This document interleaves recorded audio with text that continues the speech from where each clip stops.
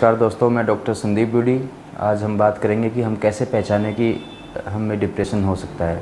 तो अगर आप में इनमें से कुछ लक्षण 2 वीक या मोर देन 2 वीक तक परसिस्ट करते हैं तो ये डिप्रेशन हो सकता है। फर्स्ट सिम्टम है लो मूड, यानी कि मन का उदास रहना, दुखी रहना, चिंतित रहना, एम्प्टीनेस फील करना, होपलेस फील करना।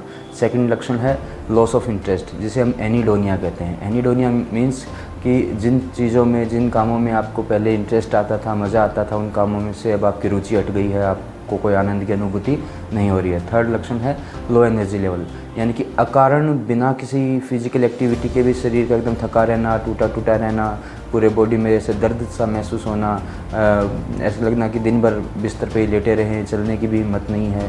फोर्थ लक्षण है स्लीप डिस्टर्बेंसेस, यानी कि नींद ख़राब हो जाना, कि जैसे कि कुछ लोग, कुछ पेशेंट कहते हैं कि जी रात को नींद आ तो जाती है लेकिन बार बार टूटती रहती है। कुछ कहते हैं कि जी नींद आने में ही दिक्कत है, एक बार आ जाए तो ठीक ठाक सो लेते हैं।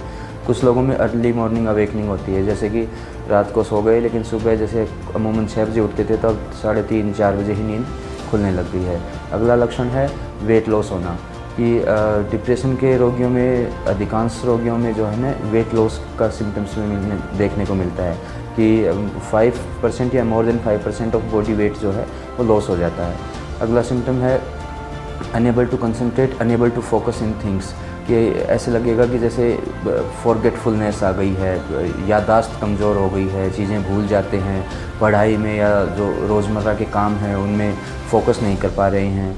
अगला सिम्टम है कि डिसीज़न लेने की क्षमता का अभाव, कि पेशेंट बोलेगा कि जी पहले बहुत स्ट्रॉन्ग था मन भी, भावनाएं भी अच्छी रहती थी, कोई भी काम का डिसीज़न लेना होता था तो तुरंत ले पाते थे। अब क्या है कि दिन भर दिमाग सोचता ज़्यादा है और डिसीज़न नहीं ले पाता है।